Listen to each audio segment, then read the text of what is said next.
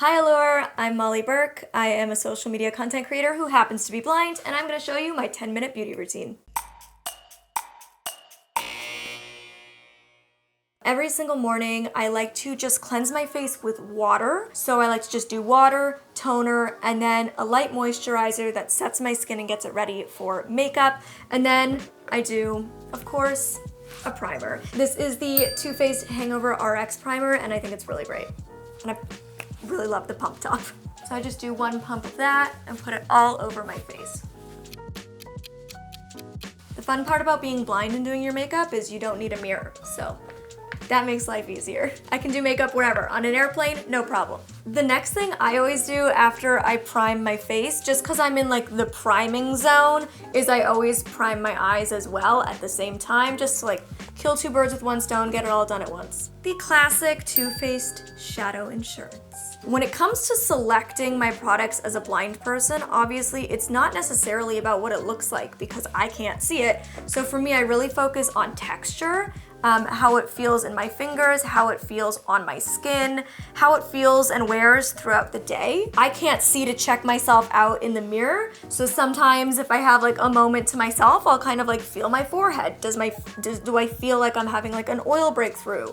I'll feel my lashes. Do I feel like mascara is flaking off a few hours in? And then I also really listen to people's feedback. So like if I consistently start getting compliments when I've changed my skincare up, or if I'm consistently hearing like, oh, that lipstick color really looks great on you, I take note, okay, it's a blue undertone to this red lipstick. That seems to be a color that people really like on me. So it's a combination of taking into account other people's feedback, even if I haven't asked for it, and then also how it feels to me, how easy it is to apply, how user-friendly it is. I've been really liking the Born This Way Too Faced foundation recently, and I really like applying it with just a wet beauty sponge. This one is from Tarte Cosmetics. I find the combination of this matte foundation with a wet sponge is like the perfect way to apply it. So I just squirt a little bit out on my finger and then I dot it around my face because again, I can't see in the mirror what I'm doing.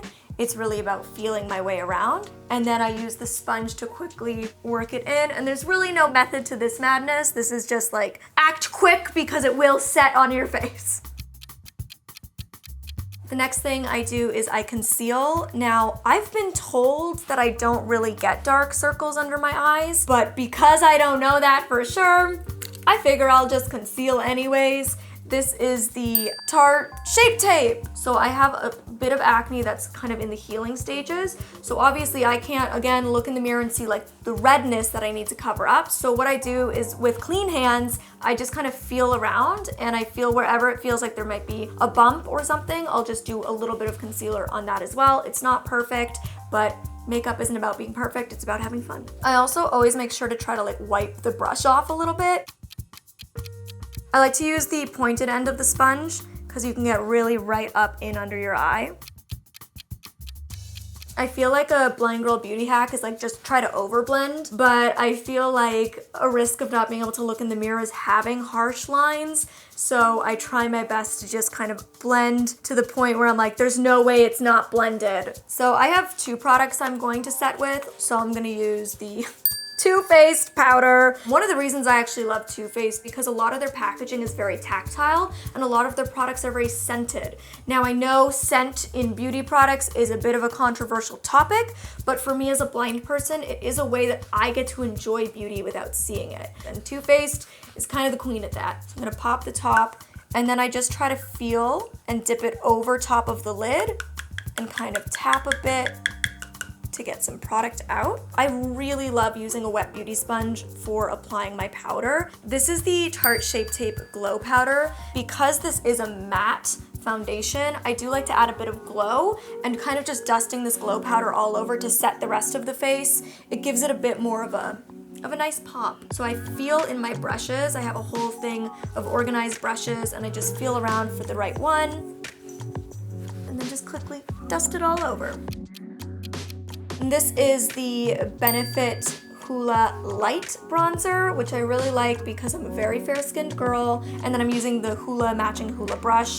It's probably filthy. I just do the like old school 3E, where you just kind of do the perimeter of the face. I'm not here trying to sculpt too much. I'm just here trying to get by, so. And I usually bring it down my neck as well, just to blend and make sure there's no like harsh line between my face and my neck. This is the blush I'm gonna use. It is the Kaja Butter Up. It's like a bento box, so it has a cream bronzer, which I never touch. It has a highlighter, and then it has the blush, which is one of the blushes I use pretty much every day. It's, I believe, like a pinkish shade.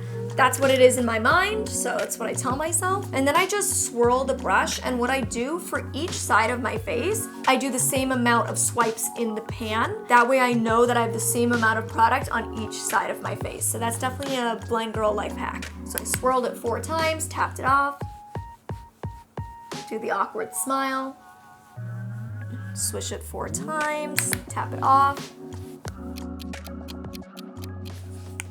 and there's blush. This is the MAC Hyper Real Glow palette. It's all highlighters. I absolutely adore these highlighters. So I'm gonna go in with the one on the furthest left. It's the lightest shade. I'm just gonna dip my brush in there and feel right along the top of my cheekbone. This is the Benefit Precisely My Brow. I got my eyebrows microbladed, but I do still use the end of my old brow product to just use the spoolie to kind of brush my brows out just in case before I go in to do my eye makeup. This is the Kaja Chocolate Dahlia Bento Box. The top shade, which is like a very light, creamy, highlight, shimmery shade, I like to just throw all over the lid. And then the middle shade, which is more of a matte mid-tone brown, I like to deepen up the crease. Got a fun cactus makeup brush. Who doesn't need something like that to brighten up their day? So what I do is I make sure to kind of go in basically lines across my eyelid to make sure that I got the whole lid. I just kind of go back and forth over it a few times to make sure that I feel like I've covered the entire lid. This is my favorite brush to do my crease because it picks up enough color without picking up too much color. This is probably one of my OG makeup brushes from MAC, like one of the mini ones from their Christmas collections. So I start at the outer corner and then I just go to the center and I kind of window shield back and forth. And that's how I do it. This is the Bad Gal Bang by Benefit.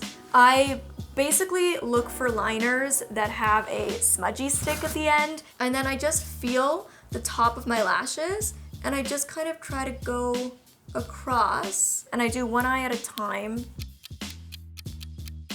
Now before I do my mascara, I'm gonna take a break and I'm gonna do my lips. Mascara is my biggest struggle bus. So this is one of the Bite Beauty lipsticks. It's just like a nice nude everyday brown shade for me. So I really like creamy lip products because they're easy for me to blend, they're easy for me to feel, and I really like small sticks like this because it's just a smaller surface space for me to be working with, and I just do it all by feel. Now I do have a very pointed Cupid's bow. So particularly when I'm doing a bold lip or a bright lip color, that can be a little tricky, and I usually will have to get a sighted person to help just crisp up the top of the edges. But when I'm doing a more nude everyday shade, it's not as big of a deal and you can't really tell as much. But I do kind of just take my fingertip and just run along the edge just to feel that I didn't get any outside of the lines.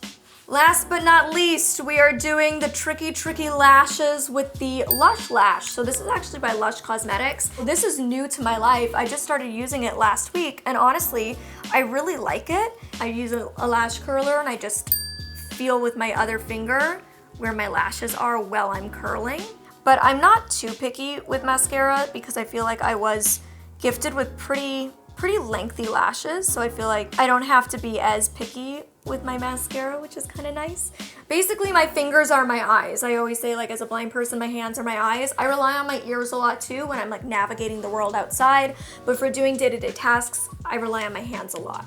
When I open the mascara, I always try to wipe the end of the tip on the edge just to make sure there's no extra product kicking around that I'm gonna cake onto my face. I feel like there's no cute way to put on mascara. Like I feel like people's faces always look weird. Like you either open your mouth or you look really serious like a zombie.